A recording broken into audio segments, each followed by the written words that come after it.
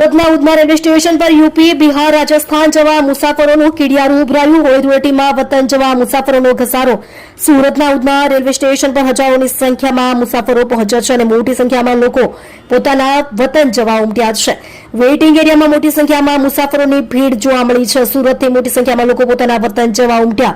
હોળી ધૂળેટીના પર્વને લઈ મોટી સંખ્યામાં પરપ્રાંતિયો વતન જવા માટે રવાના થયા છે. રેલવેના વેઇટિંગ એરિયામાં મોટી સંખ્યામાં મુસાફરોની ભીડ જોવા મળી છે અને વહેલી સવાર અને મોડી રાતથી મુસાફરો પહોંચ્યા છે. સુરતથી ઉત્તર પ્રદેશ જતી ખૂબ જ ઓછી ટ્રેન છે અને 16 થી 18 કલાકથી મુસાફરો વેઇટિંગ એરિયામાં બેઠા છે. ઉત્તર ભારતમાં દિવાળી કરતા પણ વિશેષ રીતે હોળી ધૂળેટીનો પર્વ મનાવવામાં આવે છે.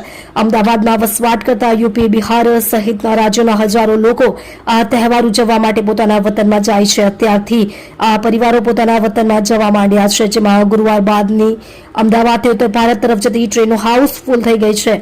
ટ્રેનની ટિકિટ નહીં મળતા મુસાફરોને હાલાકી, પરંતુ આ સમયે તેઓને ટ્રેનની ટિકિટ નહીં મળવાના કારણે ખૂબ જ હાલાકી થતી હોય છે. તેઓ જનરલ કોચમાં જવા માટે મજબૂર થઈ જતા હોય છે અને જનરલ કોચમાં બેસવા માટે પણ તેઓ 16 થી 24 કલાક ફોન પર આવીને લાઈન લગાવીને બેસે છે. હોળીના પર્વ સિવાય આ સમય અને કારણોસર પોતાના વતન લોકોને પણ ભારે ભીડ હોવાના કારણે હાલાકી થતી હોય છે.